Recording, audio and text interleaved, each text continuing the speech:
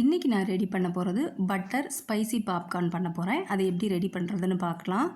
இப்போ சோளம் இருக்கு இல்லையா, அந்த காஞ்ச சோளம் எடுத்திருக்கேன். இது கொஞ்சம் சின்ன முத்தாக இருக்குது, நீங்கள் பெரிய முத்தாக வாங்கிக்கோங்க. அதுக்கப்புறம் பட்டர் எடுத்திருக்கேன். இப்போ ஒரு பாத்திரத்தில் பட்டர் எடுத்திருக்கேன். எவ்வளோ வேணுமோ எடுத்துக்கோங்க. 2 கரண்டி எண்ணெய் ஊற்றிருக்கேன். அடுத்ததாக இந்த இது மெல்ட் ஆனதுக்கப்புறம், பட்டர் மெல்ட் ஆனதுக்கப்புறம் இந்த சோளத்தை அதில் சேர்த்துடலாம். நமக்கு எவ்வளவு சோளம் போடுறோமோ அந்த அளவுக்கு எண்ணெயும் பட்டரும் ஊற்றணும், இல்லாட்டி கருகி போயிடும். அதனால் கொஞ்சம் தாராளமாக ஊற்றிக்கங்க. இப்போது ஒரு 5 நிமிஷம் இல்லாட்டி ஒரு 10 நிமிஷம் லைட்டாக வறுத்துருங்க. ஸ்டவ்வை மீடியமாகவே வச்சுக்கோங்க.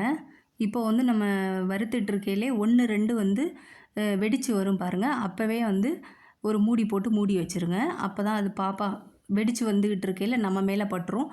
அதனால் நல்லா மூடி வச்சுருங்க. இப்போ பாருங்களேன், அந்த சவுண்டை நீங்கள் கேட்டு பாருங்கள், அந்த வெடித்து வர்ற சவுண்டை.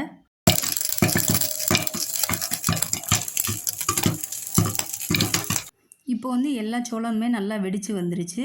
நமக்கு இந்த எண்ணெயும் பட்டரும் இவ்வளோ போடலைன்னா நமக்கு பாப்கார்ன் கருகி போயிடும். அதனால அது எப்படின்னு பார்த்துக்கங்க நீங்கள். இப்போது ஒரு பாத்திரத்தில் மாற்றிட்டு இதுக்கு தேவையான அளவு உப்பு சேர்த்துருக்கேன்.